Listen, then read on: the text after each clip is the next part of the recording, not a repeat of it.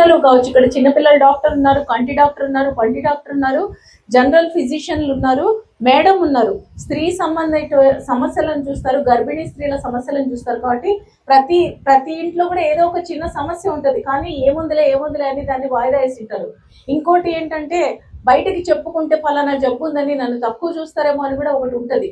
ఊర్లో వాళ్ళకి అస్సలు తెలియకూడదు అనేసి గుర్తుగా పోయి ఎక్కడో చూపించుకొని వస్తారు. ఆ డాక్టర్కి నాలెడ్జ్ ఉందో లేదో, అతనికి చికిత్స చేయగలిగినంత సత్తా ఉందో లేదో తెలియదు, కానీ సీక్రెట్గా పోతారు, ఏదో పరువు పోయింది అన్నట్లు.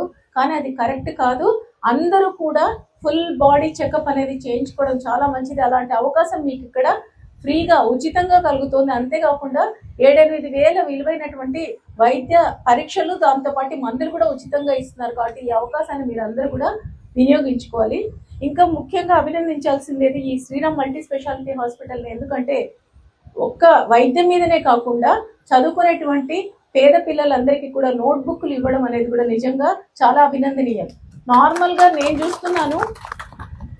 నేను గమనించినంత వరకు డాక్టర్లు ఆదివారం అందుబాటులో ఉండరు. ప్రైవేట్ డాక్టర్లు ఎవరు ఆదివారం అందుబాటులో ఉండరు. కావాలంటే శనివారం చూయించుకోవాలి, లేదా సోమవారం రావాలి. ఆదివారం దొరకరు, వాళ్ళ ఫ్యామిలీకే కేటాయిస్తారు.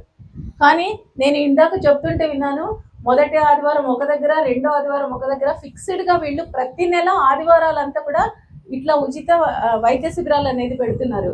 నేను అడిగాను ఇప్పుడే, మీ కుటుంబంతో అసలు మీరు సమయం గడుపుతున్నారా, మీ పిల్లలకంటూ టైం కేటాయిస్తున్నారా అని అడిగాను.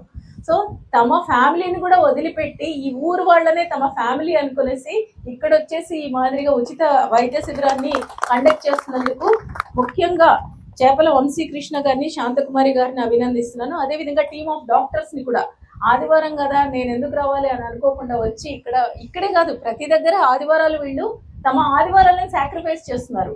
మామూలుగా అంటే ఉద్యోగం చేసే వాళ్ళకి ఎలా ఉంటుందంటే ఆదివారం ఎప్పుడు వస్తుందా అని చూస్తారు, ఏదైనా ప్రభుత్వ సెలవులు ఎప్పుడు వస్తాయని చూస్తారు. ఎందుకంటే ఆ ఒక్కరోజే వాళ్ళకంటూ వాళ్ళ పనులు వాళ్ళు కేటాయించుకోగలరు.